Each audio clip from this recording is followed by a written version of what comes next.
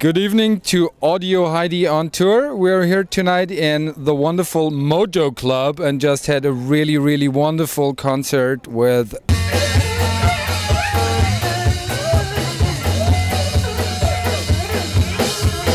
Rev Peyton and his big damn band. Hello. How's it going? Hi. Howdy. Honestly, you guys, I didn't know you a week before.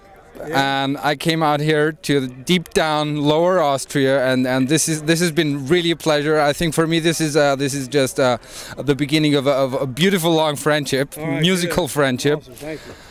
And first of all, we decided to talk about probably the most pleasurable and the most difficult thing in life. Food. So my first question would be, I've been rummaging your photo blog. All right. And the first question that occurred to me, what are faggots and gravy? That's something they eat in England, and it's some kind of meat. Yeah, some kind of sausage or something. I think, I don't know. With gravy. With gravy. And you didn't find out what it is because... Well, I mean, that's all I know. Where we're from, if we ask for a faggot and gravy, we get something different. So we decided to pass on it. Yeah. Okay. We had bangers and mash. We opted for bangers and mash instead of the faggots. What's and bangers and mash? That's all. Sausage and mashed potatoes. And it still doesn't sound like food. They're both very dirty sounding. Yeah, they both sound dirty. Yeah. Yeah, and I've been also looking through your song titles and album titles, and it occurred to me that starting from the first title of your first record by the name of Pork and Beans Collection. Yeah, it was a. Food seems to play a role in your music. You're right what you know. Yeah, you're right what you know. That's right. And so what does food represent for you? Well, I mean, I always say in your songs, of course. I don't have very many vices, and food's one of them. You know, and I think food's great. I think there's almost something like magical about people getting together and sharing a meal. Like it's ancient. You know, it's biblical, and there's not much that sort of can replace that or sit in for it. It's a very unique, wonderful thing to share with people.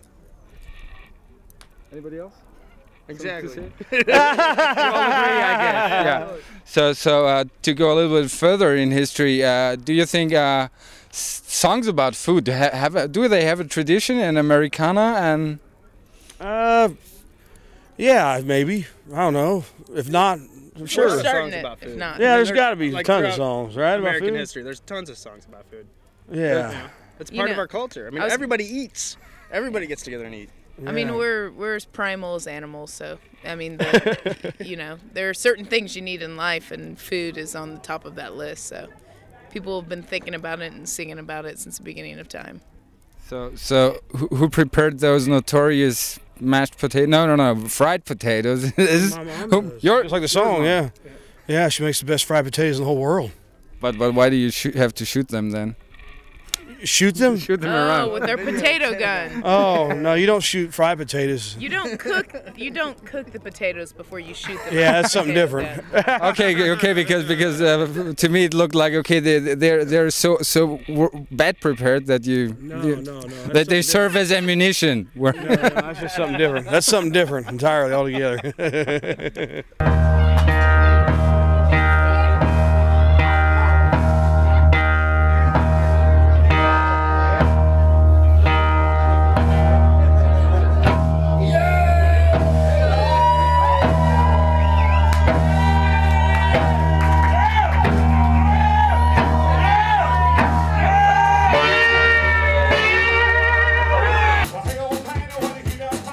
Okay, and the big garbage dump Wikipedia tells me, big wise garbage dump of course tells me you're touring you're playing 250 gigs a year, which means at least 9 months on the road. Yeah. How do you cope with that? And to continue with our topic, what foods from home do you miss the most? Well, we if you want to play music in this day and age now, you got to tour. That's all there is to it. And when the foods we miss the most from home, let's see, I would have to say, Apple butter. apple butter and gravy and hamburgers. Like people have hamburgers here, but they're not really hamburgers. You know what I mean? It depends on where you go. You go to the Scottish restaurant? Yeah, the Scottish place. Yeah. No, those aren't really. American Embassy. The American Embassy is that's not a real hamburger like how a either. hamburger is That's in not a the real States hamburger either. You know, that's junk compared to a real hamburger. Mexican food. You know, y'all don't have Mexican food over here. Tex-Mex. Yeah. I realized on your website you also have a crunch for Cajun food. Yeah. We like all food. Yeah, and spicy food. You know. For years, Rev said that he would eat anything but Indian food. But recently he tried Indian food, and now he loves it. So he actually will eat anything. I will eat anything now. Except there's for nothing I won't eat. Except for most vegetables. That's not true at all. You know, food back home tends to be spicier. They have more flavor, you know, more salt and stuff. So, you know, I'm looking forward to going back home and eating something really spicy and I look forward salty. to going home and cooking. I do a lot of cooking and I really enjoy it. So on the road, that's a hard thing for me, is not to be able to cook. Okay, Aaron? Persimmon pudding. Like we grow a fruit in Indiana, and it's pretty much just in Indiana. And I farm it, so before I came here, I froze a bunch of it and harvested it. It comes from trees. It's a little tiny fruit, and you make a pudding out of it. It's a dessert. So I've got a bunch of it waiting at home. I can't wait. Okay, that brings me to my next question. What culinary delights has your home state Indiana to offer for the culinary traveler? Well, persimmon pudding is right up there on the list. Persimmon pudding and apple butter. We have these things where it's pork, and you hammer it, kind of, and you flatten it, and then you put breading on it. And you fry it. Pretzel. Only we call it a Hoosier tenderloin. Only you make it this big and you put it on a bun this little, with a little bit of mustard and pickle. Yeah, when we first had schnitzel, we were like, this is just Hoosier tenderloin. This is what? Yeah. Well, you should try cutlet then. Yeah. Cutlet bun. That's an Austrian classic. Well, in Indiana though, they hammer it out flatter. It's like really hammered out flat. Giant. So they serve like giant. Schnitzel. Yeah. We hammer it until you can see through it. The beef in America. The beef in America is really good. Yeah, it really is. It's really good in America. Pot roast is something. Yeah, I can't wait to have some pot roast, some good old roast.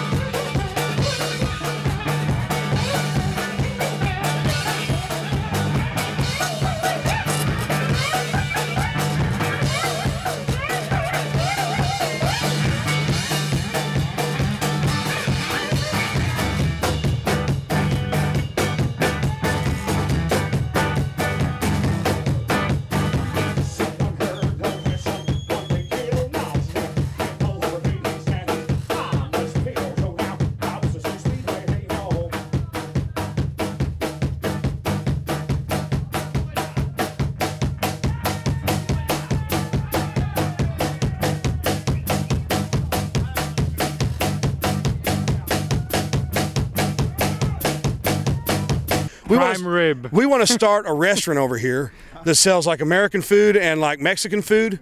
Oh man, we could make a fortune. Yeah. Okay. With more soda choices than like 3 choices. You go into a store in America and you can get 500 different kinds of drinks. There's 100 Here, different it's kinds of soda. Coke, Pepsi, Fanta, Schwip Schwap. Schwip Northern Schwab. Germany. You haven't tried Frucade then. That's the Austrian kind of Fanta. Yeah. They have it here in the van. They store it in the van. Almdudler, yeah. You're an Almdudler guy? It's okay. It's not Fanta. You know what I like over here though? I like all the Turkish food over here though. The doner. Yeah. Yeah, doner.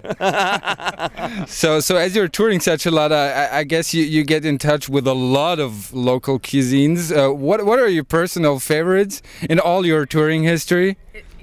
Oh man. We always eat Abroad. local. So our writer always says that we want to eat the local food to be served whatever is common there. He loves in Germany, he loves Grünkohl. Okay. That's like his favorite Love that stuff. food. Yeah, it's like greens and ham, you know. When we I go thought to, you don't eat vegetables. She's lying. he eats vegetables if they're cooked in meat fat. She's a liar. That's what we Austrians are famous for. Fried or in meat fat. No, he eats some vegetables. I will admit that the dude didn't eat vegetables before Vegetables he are met me, only though. supposed to be eaten when they've been fried or in meat fat. That's the only way you can eat vegetables. Yeah. Otherwise, they're unpalatable. When we play in Scandinavia, I love the black licorice. I like the salty black licorice. So, which you can't really get that in the States. You're one of the rare persons all over Europe who likes that stuff. Yeah. And what was your oddest food experience? We ate horse in Sweden one time. Yeah. That was kind of weird. I Tastes like had deer though. Yeah. I had like soup. Yeah, it tastes like deer. I had soup today that had a raw egg floating in it. I'm not sure if that was on purpose. I also caused a fist fight in the kitchen at the restaurant because I ordered my eggs flipped over, and evidently that's not cool here. I totally agree with you. Double fried eggs is not a common thing here. I do them myself for me at home, but don't expect it anywhere. You know, it may be strange to order it that way in the States, but it sure wouldn't end up in a fist fight.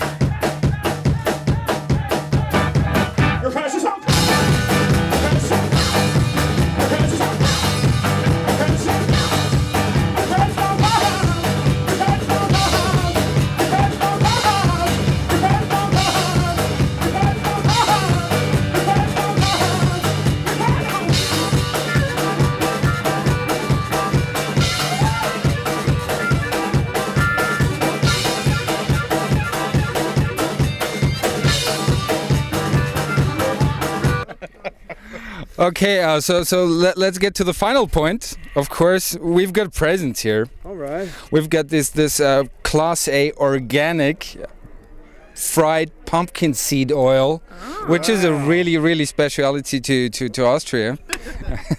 You can use it for salads. Yeah. Also salads you fry in lard. Awesome. Thank you.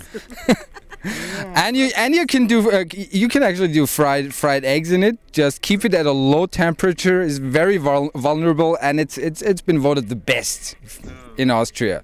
Enjoy it, guys. Thank you so much for the concert. Thank you for everything. Yeah, thank you so much. Thank you for having us. Come to Indiana and I'll make you some persimmon pudding or my persimmon. But you're never at home. Sometimes in December we are. Okay, so December is your holiday time to go home. Great, thank you. Have a good tour. Where are you gonna go from now? Your manager told me you're just gonna have one more show in Europe. Yeah. Salfelden? Am I saying that correct? Saalfelden. Salfelden. Yeah. Yes, and then Brilliant. home.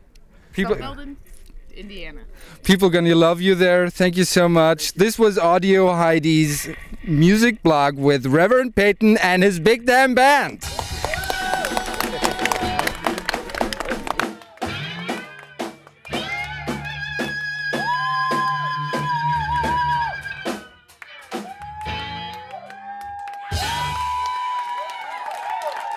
Thank y'all so much. Thank y'all so much. We'll see y'all next time, y'all. Thank you so much.